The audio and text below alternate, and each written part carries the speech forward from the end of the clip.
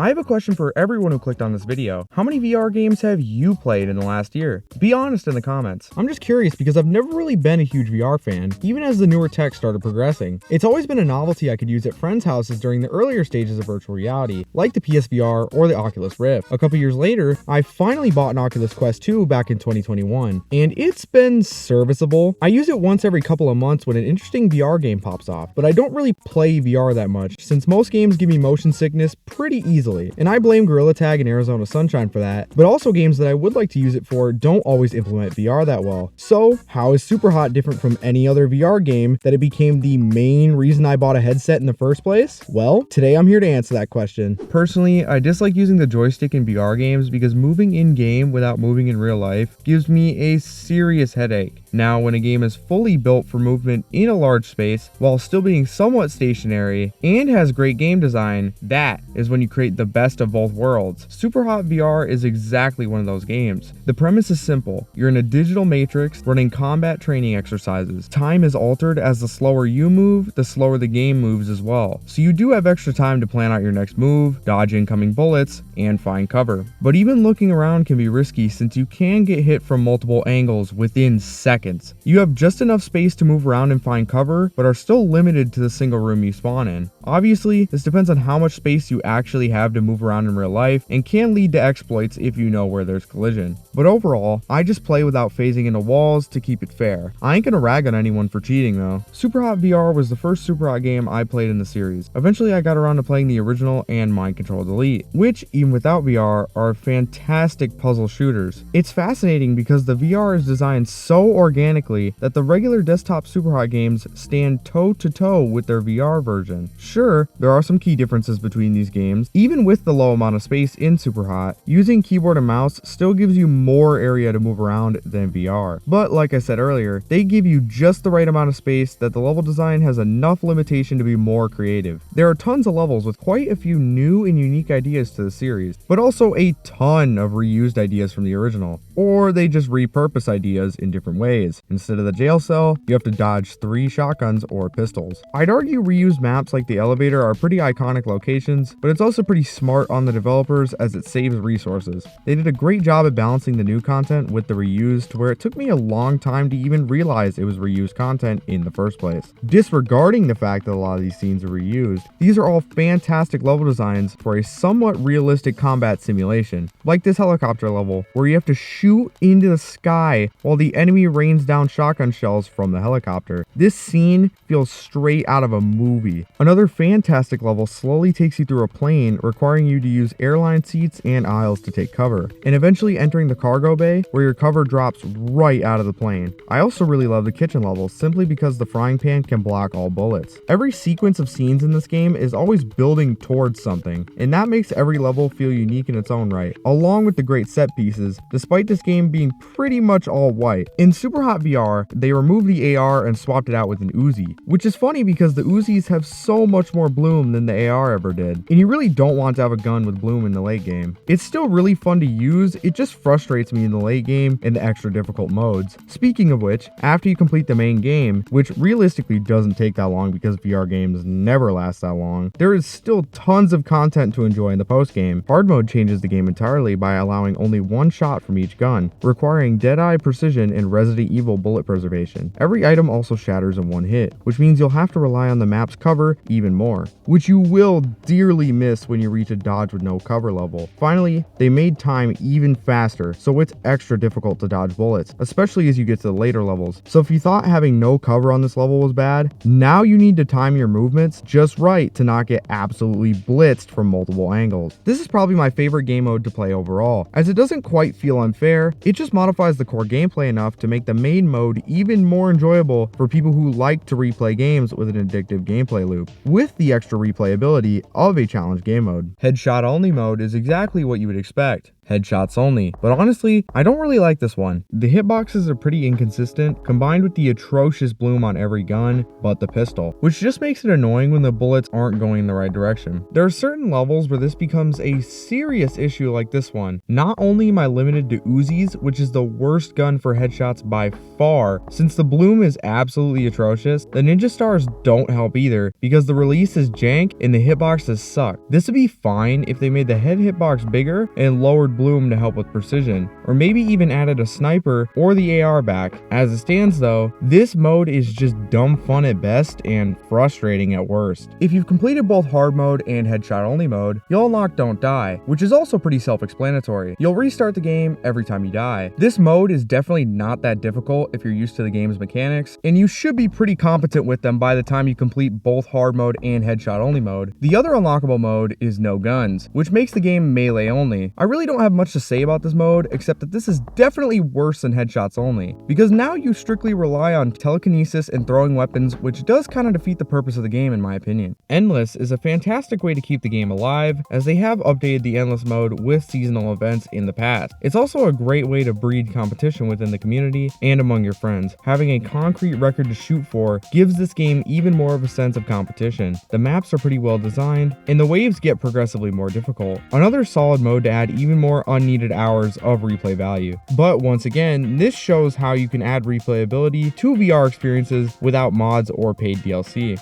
There are two different speedrun game types. One is real time and the other is game time. I've never used it personally, but I'm sure someone has used it over a live split, but I don't know why you would. Otherwise, there's plenty of replayability through the achievement system to the right in the main room. I don't remember this being on the Oculus version, but it is 100% on Steam. But personally, I'd rather just use a tethered VR anyway, unless it had the Quest 3's ability to watch YouTube videos while in pass-through, so I could watch a tutorial on fixing my car while fixing my car. That's probably the only reason I would buy a new Oculus Quest over this one. Maybe this is just a sign I should become a mechanic if this doesn't work out though, I guess. I don't know. SuperHot is not the most graphically intense game out there. It keeps the color palette pretty simple, not only as a stylistic choice, but for ease of access when scavenging for a weapon. It's way easier to see a dark object in a completely white room than in a fully furnished and colored location, which requires more processing for your brain in a game designed around split-second decisions. It also keeps load time swift and keeps your attention focused on the targets, which are all glowing red. It's also supposed to loosely represent the Matrix in a way, but it's obviously meant for gameplay and performance purposes